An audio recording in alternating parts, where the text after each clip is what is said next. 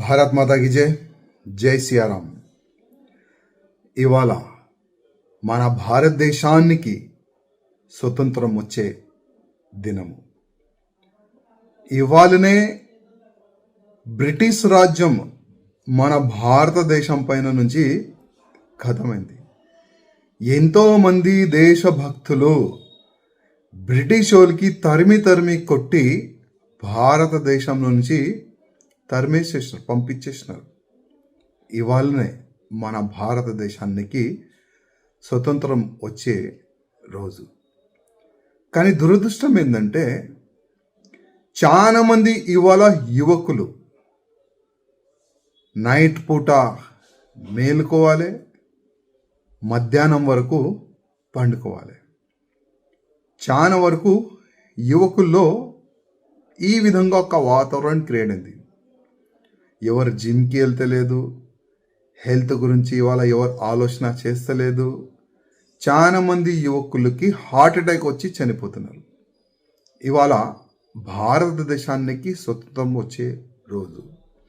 ఇవాళ ఎంతమంది యువకులు ఉన్నారు, ఆయన బస్తీలో కానీ, ఆయన గల్లీలో కానీ, ఆయన కాలనీలో కానీ మేము కూడా భారతదేశం జెండా ఎగిరిపించి భారతదేశం స్వతంత్రం ఇవాళనే వచ్చిందని సెలబ్రేషన్ చేస్తున్నారు. చాలా తక్కువ, చాలా అంటే చాలా తక్కువ.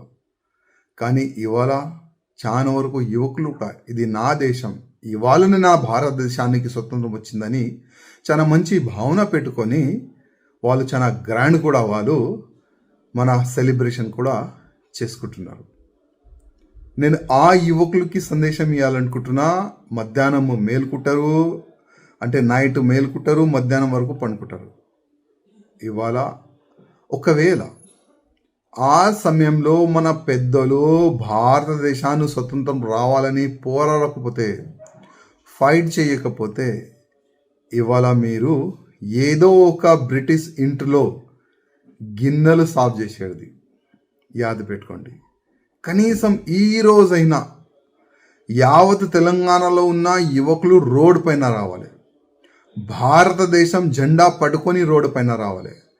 ప్రధానమంత్రి మోదీ గారు అంటున్నారు హర్ ఘర్ జెండా. ఇవాళ చాలా మంది కార్యకర్తలు ఇంటింటికి భారతదేశం జెండా పంచుతున్నారు. మీ ఇంటి పైన పెట్టండి అని ఒక మంచి సందేశం ప్రధానమంత్రి మోదీ గారు ఇస్తున్నారు. కానీ ఆ మోదీ గారు ఇచ్చిన సందేశానికి ఎంతమంది ఫాలో చేస్తున్నారు కొద్దిగా ఆలోచన చేయాలి.